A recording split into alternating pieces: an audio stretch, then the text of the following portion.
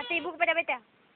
Kepada beca tetap terinjang kepanjang masa hanya membeli tanah kemari wajan curian nanununia. Suara ya. Hah?